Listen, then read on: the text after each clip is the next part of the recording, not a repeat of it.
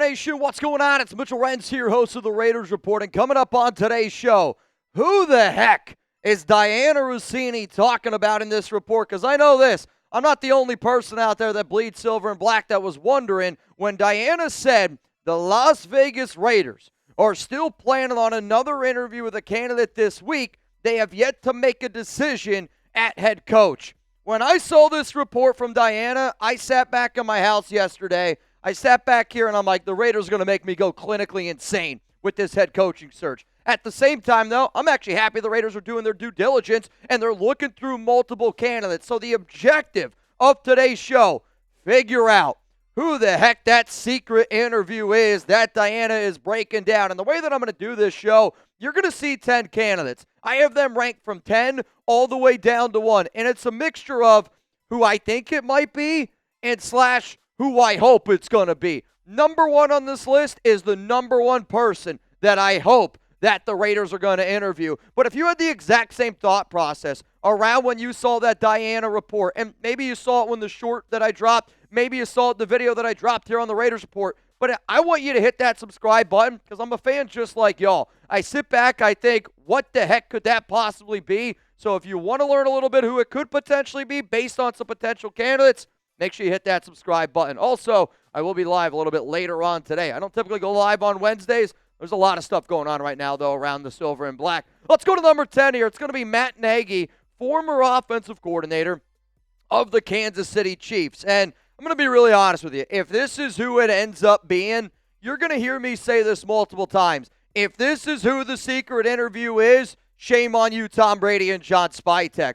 But the reason why you got to put him up here for consideration, he was one of the coaches that the Raiders interviewed. They interviewed him on Thursday, January 8th, and he's been somebody that's been a part of, Kansas City. It's always a plus, though, when you can potentially take something away from your division rival. Now, again, the Chiefs, they moved on from him. They brought in Eric Bieniemy. Nagy's kind of out there hanging out to dry, but he was the offensive coordinator in Kansas City for 2 Super Bowls, Bears head coach for 3 seasons, and because he's got some of that experience, again, I know Mark Davis loves to pull guys from the AFC West, but the only reason why he's on this show is because the Raiders did submit to interview him before, which is why Vance Joseph is coming up here next at number 9. The way that I look at Vance Joseph is very similar to the way that I would look at a dude like Raheem Morris. I think that they're good defensive coordinators, smart defensive-minded coaches, but I do not really think that they're going to be made to be head coaches,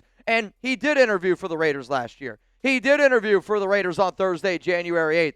There was some rumors that he could take the Cardinals job. I actually think Mike LaFleur is going to get that job now, and I actually think that he's going to end up staying in Denver. There's been some speculation. I could have also put Jim Leonard on today's show because there's been some rumors about him taking some D.C. jobs. But I want to be clear. Matt Nagy, Vance Joseph, the only reason why they're on this program is because you've already submitted that interview. Let's go to another candidate that the Raiders had an interview with, Ejiro Evero. And another one that I really don't think ends up going down. The Raiders held an in-person interview. They've actually had 2 interviews with Ejiro Evero. If this one ended up happening, I would get extremely nervous that this is the dude that the Raiders are going to go out and try to hire. He played for the Oakland Raiders in 2004. He's got some D.C. experience, Carolina, Denver. I wonder if maybe he was a part of the equation, if they thought that they could get a guy like Davis Webb.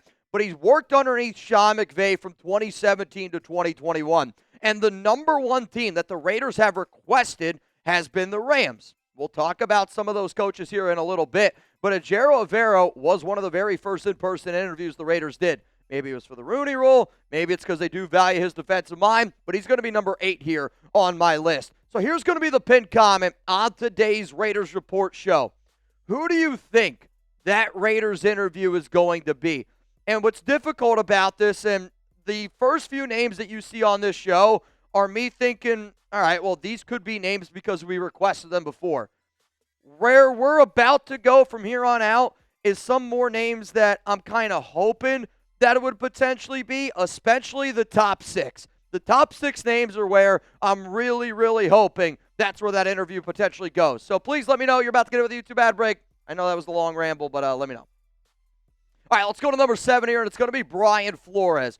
Brian Flores could be a hit or miss, and I say that because I was told by some people that the Raiders were interested, but they were encouraged to stay away from Flores because there are certain players on that Raiders team and there are certain coaches that don't necessarily see eye to eye with Flores. Now, I will say this. Flores did sign and he agreed to a contract extension with Minnesota. But Brian Flores' name was thrown out there early on, probably about 3 weeks ago, in connection to Brian Daboll. The Raiders were obviously very interested in Daboll. Daboll ended up taking the Tennessee Titans offensive coordinator job because he wanted the head coach job for the Silver and Black. The Raiders weren't interested in giving him that job, so he agreed to that contract. So in my personal opinion, Flores has plenty of overlap with Brady. From 2008 to 2018, they're on the New England Patriots together. He's a coach. Brady was a player. You can't deny that he's not a great defensive mind, but what scares a lot of people for the Raiders, based on my understanding, is his lack of ability to properly build a coaching staff because he's probably one of the more disliked coaches in the NFL, and there's also several owners that do not like Brian Flores. Let's go to number 6. This is where it gets interesting here.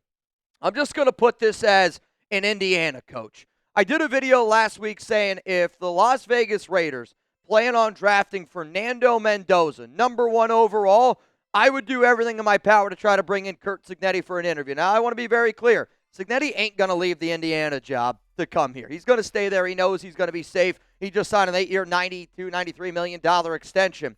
But why I'm bringing up Curt Cignetti, Mike Shanahan, and then Chandler Whitmer is because if you plan on drafting Mendoza, I think no matter what, it's actually a good idea to just try to bring in one of these guys and pick their brain a little bit. I don't think that they would hire Shanahan. I don't think that they would hire Chandler Whitmer.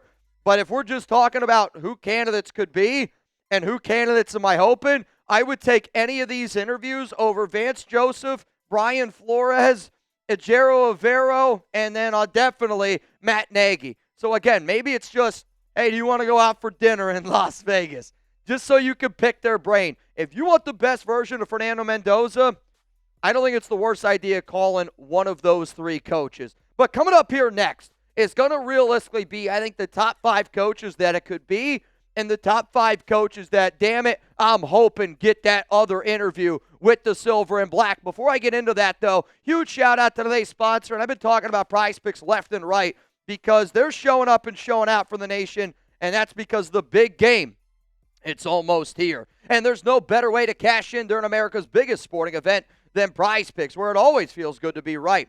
And since the big game is right around the corner, that also means it's your last chance to get into the football action before next season. So close the season out right with PrizePicks by getting $50 instantly in lineups when you play your first $5. PrizePicks is simple to play. You just pick more or less on at least 2 player stats. If you get your picks right, you could cash in. PrizePicks puts their members first, so all withdrawals are fast and secure. PrizePicks accepts most major payment methods, making deposits into your account quick and easy this sports season. There's a reason why. It's America's #1 fantasy sports app out there, and if you plan on watching the big game, whether you're going to go with Seattle, whether you're going to go with New England, get a lineup in. And I will say this, if there's like one player in particular that you're really cheering on, like obviously I got my eyes on Klint Kubiak, right? I think everybody here, spoiler alert, Klint Kubiak's going to be on this show. But, like, if you really want Klint to go out there and show why everybody wants him to be this next head coach for the Silver and Black, then I'm going to put in a lineup around Darnold. I'm probably going to put in a lineup around JSN, Kenneth Walker. Why? Because that's who I'm going to root for. So I know I'm going to watch the game. I have the opportunity to put some money in my pocket. And if you're feeling the exact same way, then download the PrizePicks app today. Make sure that you use code CLNS. You get $50 in lineups after you play your first $5 lineup. That's code CLNS. You get $50 in lineups after you play your first $5 lineup. PrizePicks, it's good to be right. Let's go to number 5 here on my list for potential secret Raiders interview candidates. I'm going to go with Nate Scheelhaase, pass game coordinator for the Los Angeles Rams. Now, he was brought in for an interview on Friday, January 16th. The other thing that I really like about him, he's worked underneath solid coaches. Sean McVay for the past 2 seasons. He's been linked to the Cleveland Browns job, though I do think that the Browns are going to end up hiring Jim Schwartz, their DC, as a promotion. And he also worked underneath Matt Campbell at Iowa State. When he was there at Iowa State, it's when Brock Purdy was there. And I just believe that Scheelhaase is one of these up-and-coming coaches. Now, you're not going to see Davis Webb on this show. And the reason why you're not going to see Davis Webb is because I personally don't think that he's going to be the other interview that Diana is discussing, because Davis Webb ended up interviewing on Monday for the Las Vegas Raiders job. But if you are considering an up-and-coming offensive-minded coach like Webb, maybe you would also consider an up-and-coming coach like Nate Scheelhaase. Let's go to number 4 here on my list. It's going to be Sean McDermott. And man, oh man, between 4 and 3, I really just, I kind of tossed them up. And I'm going to be real, there is a huge tier break for me. It's not that I don't like Nate Scheelhaase, but right now in this top 4 is where the Las Vegas Raiders better be freaking looking. Because if you don't get the Davis Webb, if you don't get a Klint Kubiak, you got to be looking in this area here. And I think that Sean McDermott's got to be considered. I did sit up here on this show and I did say that I don't know if I want McDermott simply because of that Bills roster. But you know what? I've reached out to some people. I reached out to a former player of Sean McDermott, and he told me, dude, like, McDermott is an outstanding leader of men and has really kind of vouched for McDermott. You guys know who this player is, but the Bills head coach from 2017 to 25, 98-50 record and an 8-8 playoff record. So the playoffs have been a little bit up and down, and some people are like, well, when you got a quarterback like Josh Allen, you should be able to go further. The other problem is you're going up against the boogeyman and Patrick Mahomes, one of the greatest of all time. But he also has some defensive coordinator experience. We know that the Raiders were interested in Jesse Minter. Could they potentially be interested in the 51-year-old Mr. McDermott? He is a well-respected leader. He did just get fired by Buffalo. And I'll just say this. I was a little bit more out on McDermott, but after talking to our Bills host here at Chat Sports and after listening to that press conference that Buffalo did, they were throwing McDermott under the bus left and right. And in my experience covering the Raiders, where the Raiders, it was very similar to like the Chip Kelly, Pete Carroll situation. Remember, like his team was trying to throw Pete under the bus. Pete's team was trying to throw Chip under the bus. When it gets muddy and dirty like that, and you're airing out laundry of like Keon Coleman, it's a lot more than Sean McDermott. And I think Buffalo really they're trying to cover up some of their tracks and make McDermott look like the bad guy. So I'm not going to put a lot of blame on Sean for how bad that roster was developed. I'm going to put a little bit more blame on Bean. For that reason, McDermott comes in here at number 4. Before we get into our top 3, I don't want you guys to miss our Raiders Report meetup. It's crazy, dude. It's literally like right around the corner. Fairway Zone Sports Bar and Lounge in San Jose, California. Friday, February 6th. If you guys are there all night, I think the place is open until 2. I got no problem doing it. Wow, and at this literal moment, breaking news just happened. The Cleveland Browns are hiring Ravens offensive coordinator Todd Monken to be their next head coach. Crazy. I'll probably be making a short here on that in just a little bit. Call to reserve your spot, though. Fairway Sports Bar and Lounge. Let's get this thing up and popping. Maybe that's going to be another domino that ends up falling. Let's go to number 3 here on my list for Raiders interview candidates. It's going to be Mike LaFleur, offensive coordinator. And this one's very interesting to me because LaFleur doesn't call plays. But here's the thing. Neither did Davis Webb. Neither does Davis Webb. So you can't sit up here if you're the Raiders organization and go, well, we can't hire a guy that doesn't call plays. Mike LaFleur's worked underneath Sean McVay. You've looked at a lot of people that have worked underneath McVay as an OC. They've gone on to have some success. And he was the Jets OC for 2 years in 2021 and 2022. But again, that's New York, and I think that was just a really bad situation. 38 years old. He's been coaching in college football and in the NFL since 2009. And this is also somebody that the Raiders interviewed on Friday, January 16th. So you at least know that there's a little bit of interest in there. Let's go to number 2. We're sticking with the Rams. Chris Shula. I can't believe, and I mean this, I can't believe that there has not been an interview request submitted for Rams defensive coordinator Chris Shula.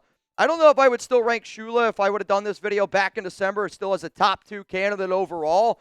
But when I did a show about Pete Carroll getting fired, my top 2 candidates were Chris Shula and Klint Kubiak. And guess what? Both of those guys are still available. But he's been the DC for the past 2 seasons. He's worked underneath Sean McVay since 2017. Grandson of coaching legend Don Shula, only 39 years old. He's been coaching since 2010. If you were thinking about going with a young defensive-minded coach in Jesse Minter, with all due respect, why wouldn't you think about doing the exact same damn thing than Chris Shula? Like, I know a lot of Raiders fans have been kind of hitting that panic button of, oh, man, we're not going to get this guy. We're not going to get this guy.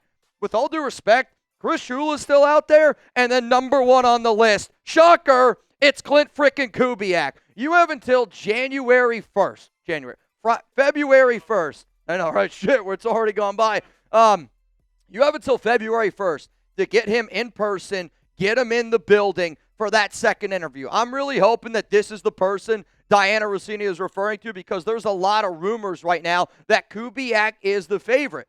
Here's the thing, though. There was some also speculation that he could stay in Seattle. I don't need to sell Raider Nation on Kubiak. This guy's been absolutely incredible for the Seahawks. He was good with the Saints until some injuries happened. He was good with the Vikings in 2021. Son of former Super Bowl winning coach Gary Kubiak's got plenty of Shanahan ties. The Raiders interviewed him on Friday, January 9th, and the way that they did that, Webb was on Wednesday. Matt Nagy, Vance Joseph, Kevin Stefanski was on Thursday, and then Klint Kubiak ended up being the only interview on Friday. I'm telling you this right now. If the secret interview that Diana Rossini is talking about is Klint Kubiak, buckle up, Buttercup.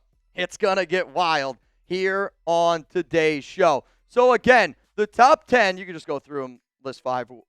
If the top 10 candidates that I'm hoping that Diana Rossini is referring to here, the first 8 are really just they showed interest in them before. I don't want Nagy. I don't want Vance. I don't want Ejiro Evero. Brian Flores is a little bit of a toss-up to me.